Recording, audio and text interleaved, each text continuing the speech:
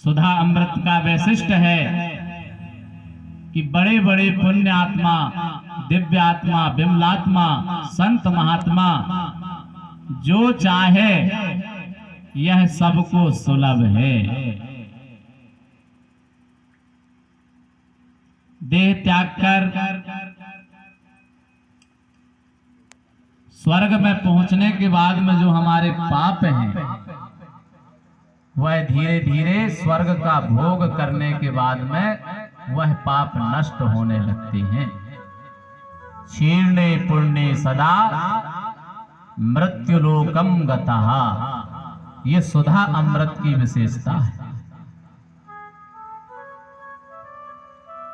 कोई कैसा भी हो, यह अमृत सबको पिलाया जाता है, चाहे पुण्य आत्मा हो चाहे पापात्मा हो।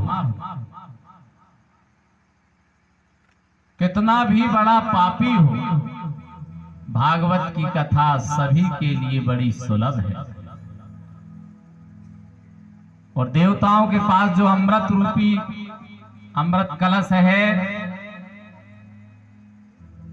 सुधा अमृत, वह जो स्वर्ग में जाते हैं उन्हीं को पवाया जाता है, क्योंकि वह सुधा अमृत स्वर्ग में देवताओं के पास में है। मरने के बाद में हम जब स्वर्ग जाएंगे तभी तो हमें वो मिलेगा। और जितने अच्छे कर्म किए हैं स्वर्ग में जाने के बाद में सब भोग विलास में सब नष्ट हो जाते हैं। तो क्षीर्णे पुण्ये सदा, फिर से मृत्युलोकम गतः, ये सुधा अमृत की विशेषता है। और कथा अमृत कल्मषापहम, जाने अनजाने में जो पाप हमसे होते हैं वह भगवान की कथा श्रवण करने मात्र से दूर हो जाते हैं। ये विशेषता है भगवान की कथा अमृत की। ऐसे बहुत सी विशेषताएं कथा अमृत के विषय में श्री शुकाचार्य जी महाराज ने राजा परीक्षित को बताया।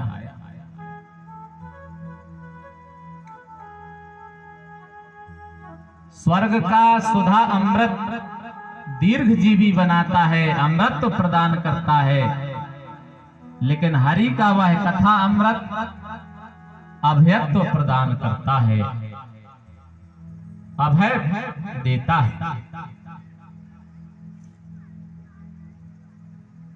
इस प्रकार बहुत विशेषताएं बताने के बाद में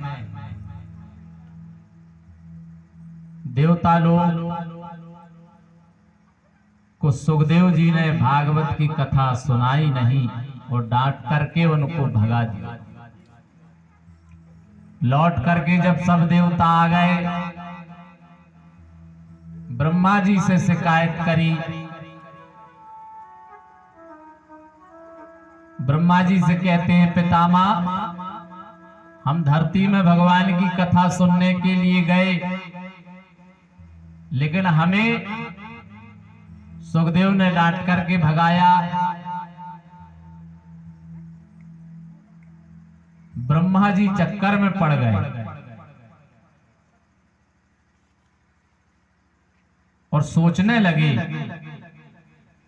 कि देवताओं ने अमृत दिया, उसके बदले में भी उन्हें कथा नहीं सुनाई गई।